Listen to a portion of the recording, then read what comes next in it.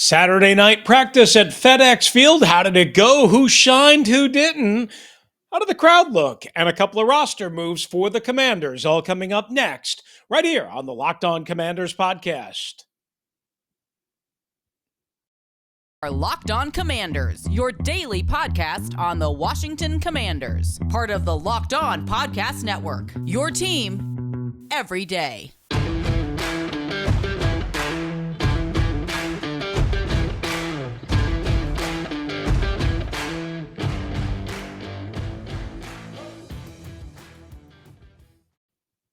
Fine, good to have you with us, everybody. I am Chris Russell.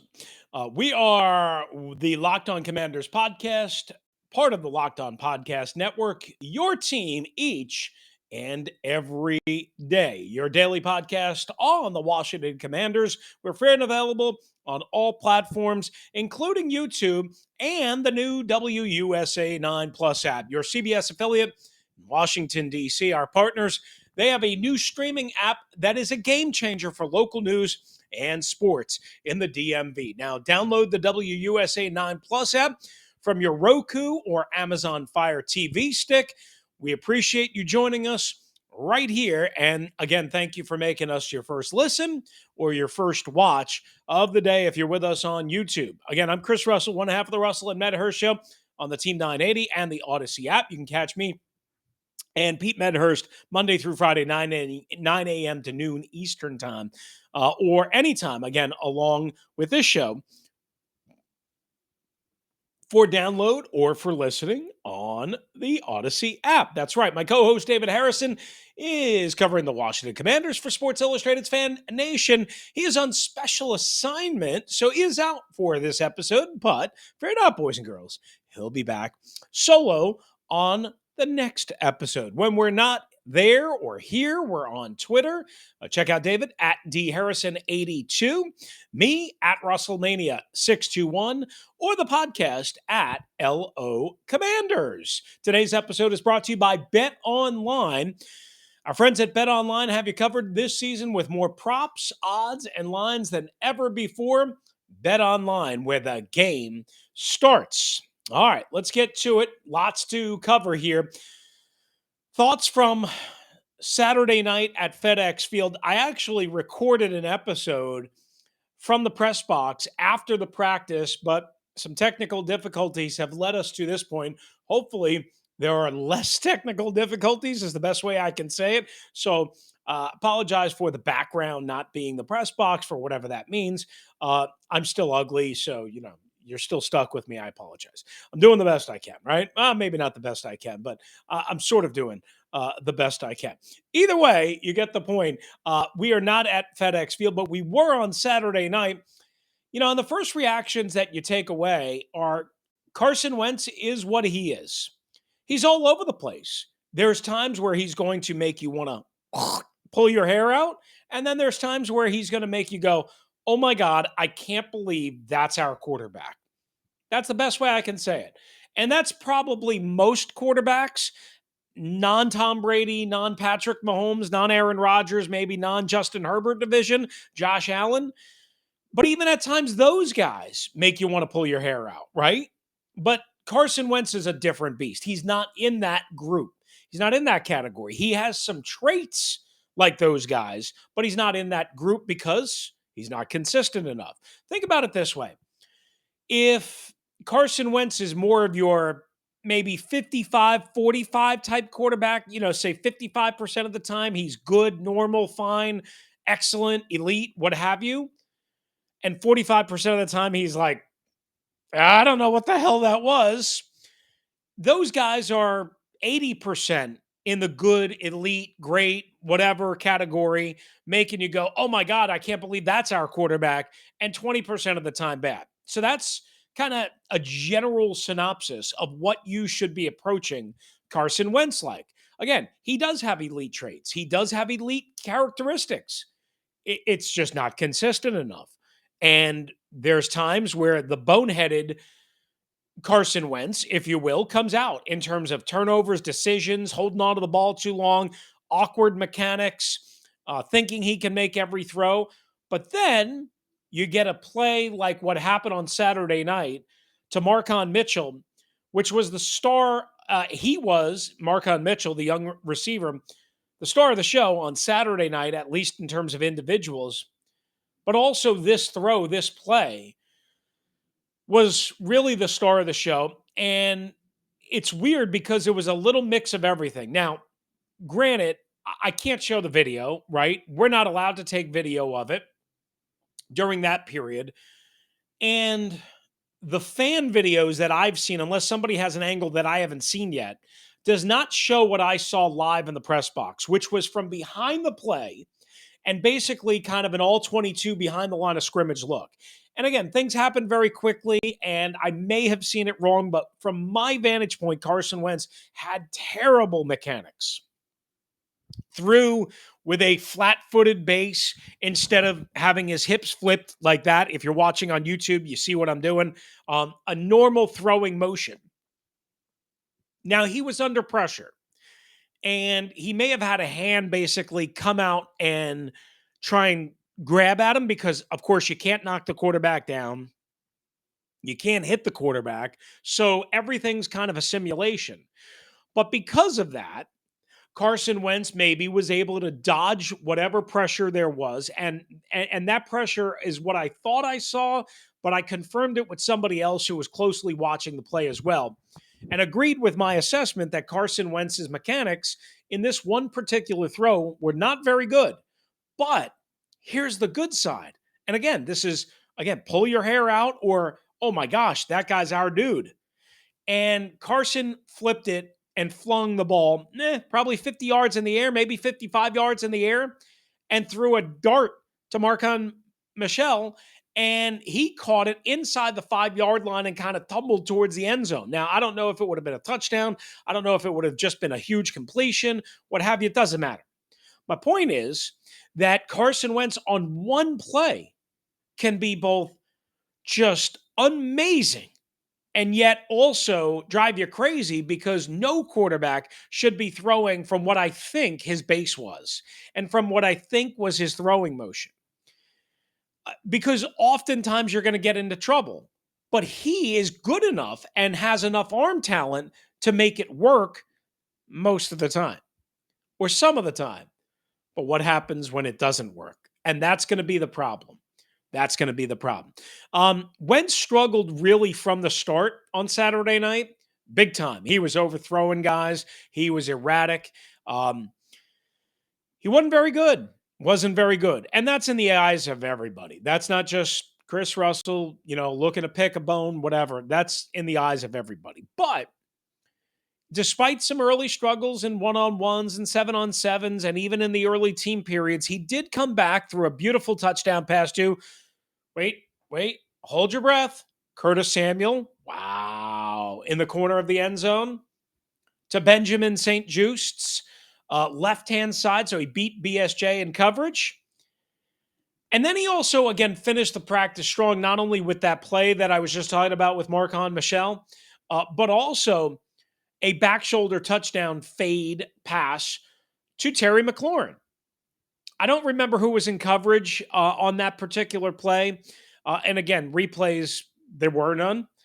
So we're just watching it, quite honestly. And what I can get is what I can get. I haven't seen anybody that noted who the cornerback was, and I couldn't tell on the one fan video that I saw.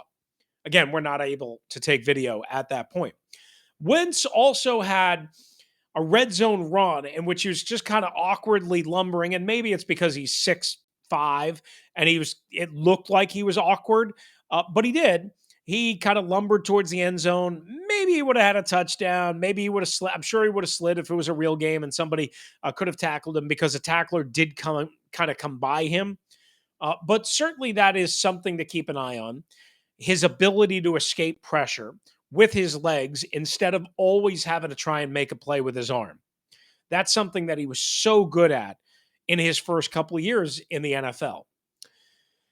In talking to people that are around the league, before I get there, he also threw a nice dig to Jahan Dotson and also had a deep ball incomplete to Terry McLaurin, which I thought looked a lot better than the pass actually to Michelle, but it was incomplete and it was overthrown. But again, you want to talk about a hose? I think you all know this by now. Carson Wentz has got a hose.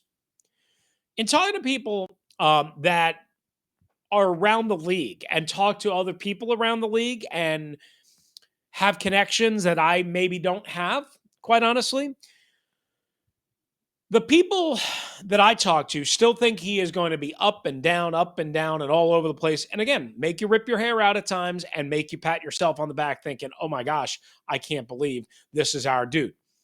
Now, I do know that in talking to sources, Carson feels much more comfortable here in Washington than he did in Philadelphia and Indianapolis. And what I mean by that, from what I was told, is, and I've observed some of this during the OTAs, during a couple of practices, the way he celebrated with Terry McLaurin on Saturday night after that touchdown that I was mentioning. Carson Wentz seems very much less stiff, for lack of a better term, and awkward, more celebratory, more loose, more charismatic. And I was told when I asked somebody, people close to him feel that he has said basically this: bleep it. I'm going to be me. I'm going to relax. I'm going to enjoy. And that's the best thing he can do. Now, as I've said many times, we'll see what happens when we get to, October and November and the stress really is there. But that is a good sign. He's just trying to have fun. So that's a big segment to open us up on Carson Wentz. What else did I see in the Saturday practice at FedExField? We'll have those details for you next, right here on the Locked On Commanders podcast.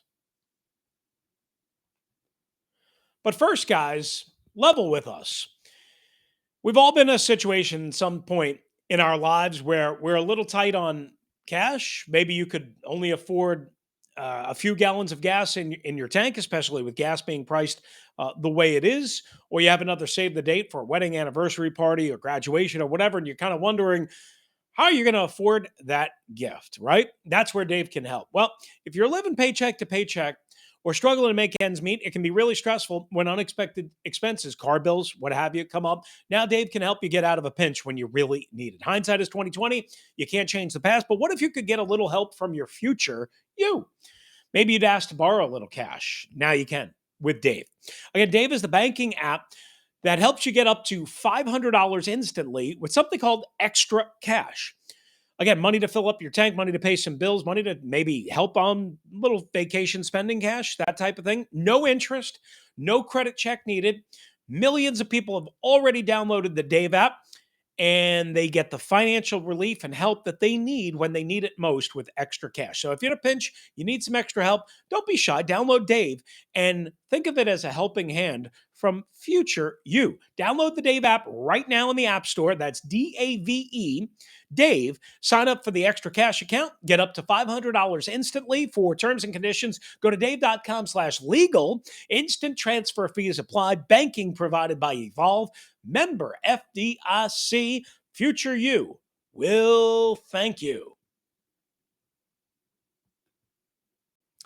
All right, guys, we're back here on the Locked On Commanders podcast. I didn't really go anywhere, but good to have you with us. I'm Chris Russell. Again, thanks for making us your first listen and your first view of the day. All right, so what else did I see at Command Central last night, Saturday night, I should say, depending on when you're watching this, at FedExField in Landover, Maryland? Couple of things, and I'll try and go through this quickly. Brian Robinson had a big run off the right side early. I think that's going to be a run. I talked to Randy Jordan back in June, and he indicated this. He didn't tell me specifically, but when I asked about a couple of specific runs, this was the indication. He said he had zeroed in on 3 or 4 runs and types of runs that Brian Robinson really felt comfortable with. And I've seen a lot of outside zone. I've seen some to the left, but I've seen more to the right.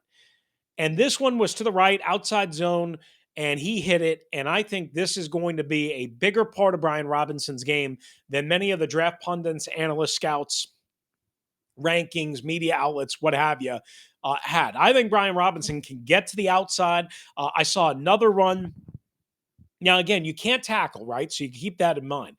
And coaches have always told me running back and safety are the two hardest positions to evaluate in training camp because you can't tackle, right? But I saw a run. This was more of an inside zone run, it looked like. And again, I could be slightly off on what type of run it was, but it looked to me like an inside zone run. Basically, between the right guard and the center is where he hit the hole. And Robinson bounced off of a linebacker, maybe about 5 or 6 yards down the field. Again, the linebacker couldn't tackle. So maybe he would have made the tackle and Brian Robinson wouldn't have bounced off of him. But the point is it was already on the second level. Bounces off the linebacker, then gets pushed down from behind, or pushed, I should say, from behind as he's passing the linebacker. And he falls, stumbles forward for another 3 or 4 yards. So Brian Robinson would have probably had at least a 4.5, 5 yard gain to begin with. But then because he had good forward lean and good forward momentum, and he was running low with his pad level, after the initial contact and run after contact, yards after contact, kind of depending on what you call it, he also was able to get, again, 2 or 3 more extra yards. Maybe he was even 4. Don't know exactly, to pick up more yardage because of the way he was pushed, but not pushed down into the ground and tackled. Of course, again, the situation may have been a little bit different if tackling was allowed, but again, he picked up 8 or 9 yards because of the momentum and because of his lean and because of the way he was going. So a good sign there for Brian Robinson. Benjamin St. Juste had a kind of a tough night. We mentioned he got beat by Curtis Samuel, also got smoked for a touchdown in one-on-ones by Terry McLaurin. Sam Howell had an interception. Young corner DeJuan Neal, who's in the USFL.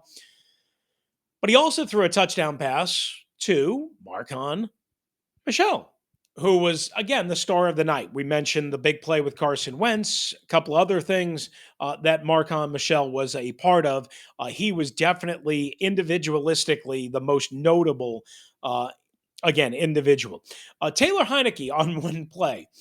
He didn't dive for the end zone pylon like we've seen him do in the playoff game against Tampa, like we saw him do at other times. No. Taylor Heineke recreated something similar to that. He took off in red zone drills, ran towards the end zone, and instead of crossing into the end zone, and again, he can't be tackled, right? So you can play around a little bit. You can have some fun.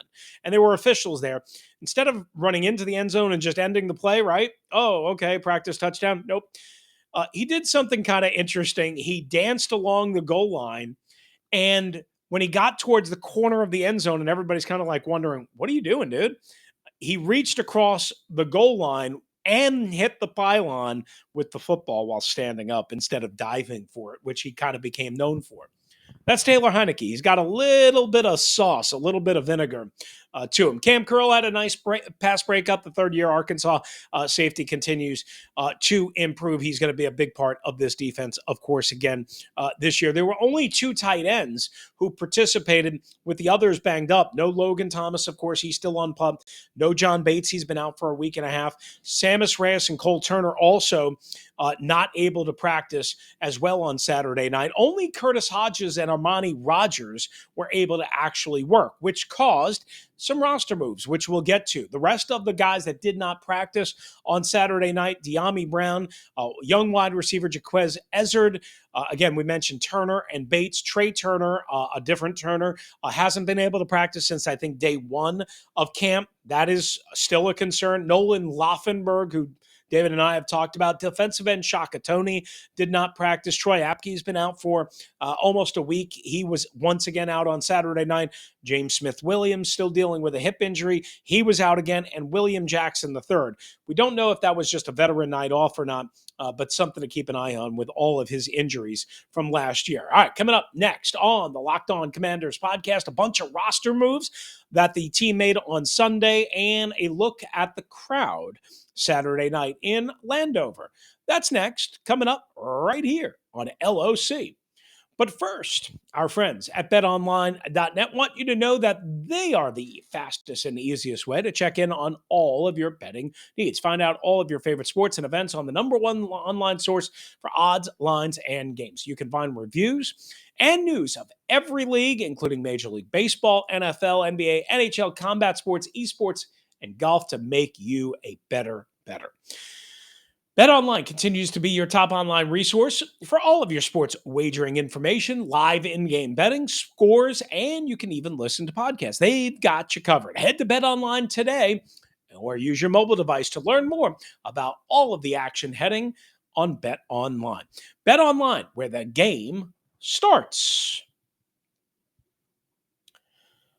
All right, guys, the Commanders made a bunch of roster moves on Sunday, as we mentioned. So they signed veteran linebacker Nate Jerry, who had been with the Eagles for a while, spent 2017 through 2020 with the Eagles, did not play last season. He was on San Francisco's initial roster, waived, injured, later put on the practice squad, then cut. So certainly somebody with some experience, but somebody that we have to wonder, okay, like what happened, right? He was part of special teams and all that, and an extra linebacker with Philadelphia. That wasn't a great linebacker group, to be honest with you. And then obviously, again, didn't make San Francisco's initial roster, was waived, cut, brought back on the practice squad, cut again. So we will have to see. Now, look, and this is, my buddy John Keim of ESPN noted this. Nobody gets to watch these workouts. He worked out on Saturday, but apparently they like the fit of David Mayo, who's a better thumper, run stopper, downhill type of guy, maybe not as good in coverage, to complement Jamin Davis and Cole Holcomb, another guy who can cover and another guy who can run. And again, Jerry can play special teams, as we mentioned, has plenty of experience in that area. All right. They also signed safety Stephen Parker, tight end Eli Wolf, who was undrafted out of Georgia. They released quarterback Cole Kelly, the 6'7" Southeast Louisiana product, who, again, had plenty of mistakes, plenty of, bad throws. As I know David and I detailed this on one recent episode. Also, guard Tyrese Robinson and linebacker Bryce Notre. Now, that's interesting because, again, Notre is somebody that, that Ron had said that he liked. They had a linebacker that retired and then unretired. And they also added another linebacker whose name is slipping my mind at this moment. I'll try and get that for you as soon as I can. I just want to make sure that I get the name right.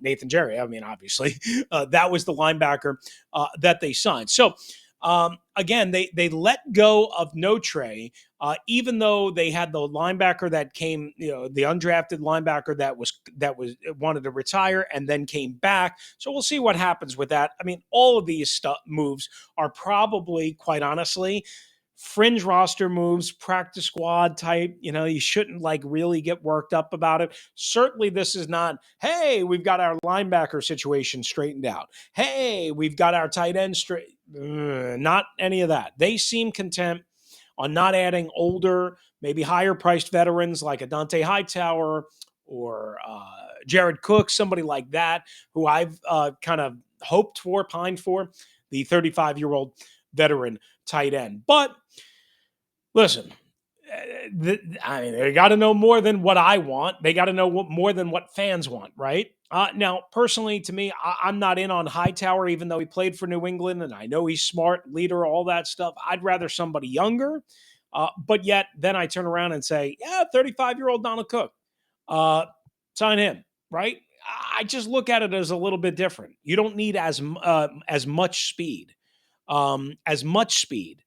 at tight end as you perhaps need at linebacker in this pass-happy league, covering all sorts of zones, tight ends that are 6'5", 6'6", 6'7", and can run like deer. That's me. I could be wrong, but that's kind of how I look at it. They obviously feel differently. Now, before we leave you, There was a lot of talk in the press box, on Twitter, what have you, about the crowd. I posted some pictures on my own personal Twitter at WrestleMania621 and as well on LO Commanders, so you can just get an idea of what the crowd looked like. I would say, without unofficial or without official numbers, it's probably around 15,000 there, maybe. Maybe. I don't know if we're going to get the exact number, guys. It might not even been that high, but that's what I would guesstimate. In talking to people that were at the event last year, and I was in at the event last year, but I was in a different role, so I wasn't really studying the crowd. They said it was maybe better than last year. Now, last year was on a Friday night, this on a Saturday night, around the same time of the year, but Saturday nights in the DMV area make a little bit of a difference as opposed to Friday nights. There's theoretically a little less traffic. Not always, but theoretically a little less traffic. So, most guys that I talk to, media, and I think fan officials or team officials were happy. Sorry, my dog is coming in and rummaging through my stuff. I think most people were happy with the turnout of the crowd. So we will see what kind of comes out of it. We will see what comes out of the whole situation in terms of like how fans kind of respond to this and how many fans come out of the preseason opener this Saturday against the Carolina Panthers. We'll see what happens. Again, I wouldn't expect anything great. This is not last offseason when there was a lot of optimism about how the previous season ended, even though Ryan Fitzpatrick was the quarterback and there wasn't any juice and excitement about him. It's different. It's different. But the bottom line is I don't think it was terrible last night. I don't think it was awful, is what I would say. So, all right, that being here nor there, I think team officials, from the sense that I got from talking to some, were happy. They were optimistic about the turnout. So, for whatever that's worth. All right, we have to get on out of here. Thank you again for making the Locked On Commanders podcast your first listen and your first view of the day. Now make the Locked On Fantasy Football podcast your second listen and your second view. Find the intellectual fantasy expert, Vinny Iyer, who brings over 20 years of NFL expertise and a unique angle to give you the moves that no one else has. Get ready for your fantasy draft, guys, with Locked On Fantasy Football. David will return from Tampa on special assignment on the next episode of the Locked On Commanders podcast. If you want to hop in, it's 301-615-3577 on the voicemail, 301-615-3577, or Locked On Washington Commanders at gmail.com. Again, for David Harrison on special assignment, covering the Washington Commanders for SI.com's Fan Nation, I'm Chris Russell, one half of the Russell and Medhurst show on the Team 980 and the Audacy app. If you're out and about, please be safe, be kind to one another, and thank you for joining us right here on the Locked On Commanders podcast.